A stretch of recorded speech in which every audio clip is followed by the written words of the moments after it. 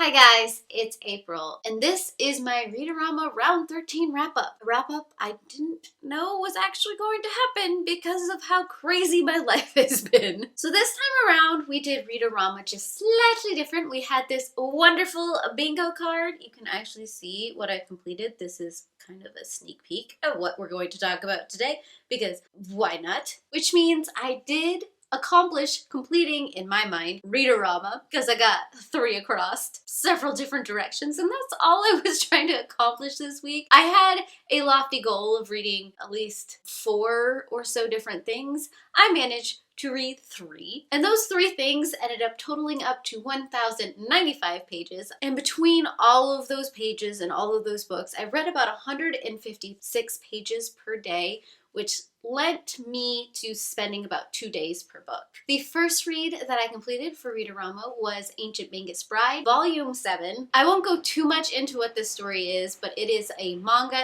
centered around a young girl who is starting to learn that she has magical powers. She is under the apprenticeship of a mage, and he is slowly teaching her the way of magic as she is slowly teaching him the ways of being human. It is absolutely adorable, and I love it for all the little touches that it has. This Volume 7, while it's probably not my favorite in the whole series, it was right up there being adorable and sweet and everything I wanted in a manga like this. The second read I accomplished was Wicked Fox by Kat Cho. This was a buddy read I decided to do with Shae. I forgot to put this in my original TBR video, but it was a book I did want to read for Read-A-Rama because this fit nicely, plus it sounded extremely good. This is the story about a young Guminho, which is a 9-tailed fox, who has spent most of her life living off of the energy of men. When one day she sees a young boy being attacked by a goblin in the woods, and she decides to step in. As she steps in, her fox speed is knocked out, and so starts the story of her trying to figure out how to put this bead back. I absolutely adored this read. It is over dramatic, which I truly appreciated. It had the feel of a K-drama, and I am just absolutely trash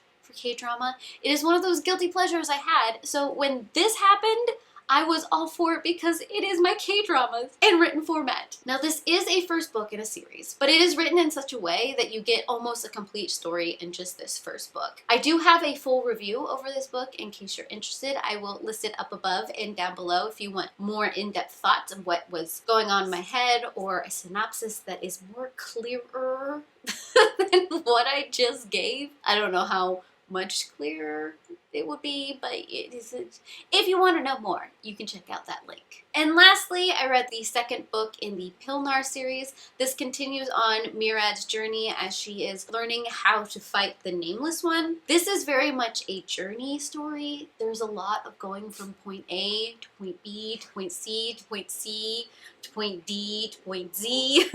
So at points it was a little lengthy, but towards the end, you start to get more of all the things that are going on and a lot more of the hooking part of the plot line. Now, this is the last book that I have actually officially read in this series. This was a reread for me. At this point in time, book 3 and 4, I have never read before, so I'm super excited to dive into those 2 books and see where the rest of this journey goes. Now, before I completely wrap up this wrap-up, can you wrap up the wrap-up? I did want to talk a little bit about A Discovery of Witches. This was the 4th read that I was reading for this round of Read-A-Rama. I did not get too terribly far. It was like 156 pages.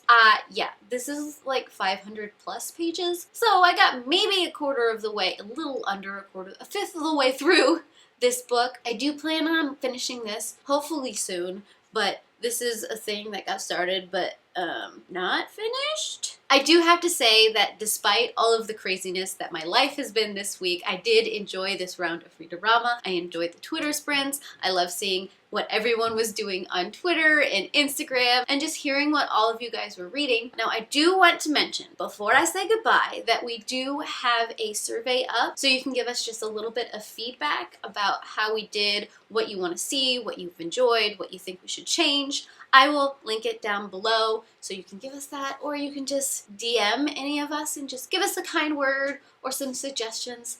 I would love to hear from you guys, and with that, I heart your beautiful faces. Bye.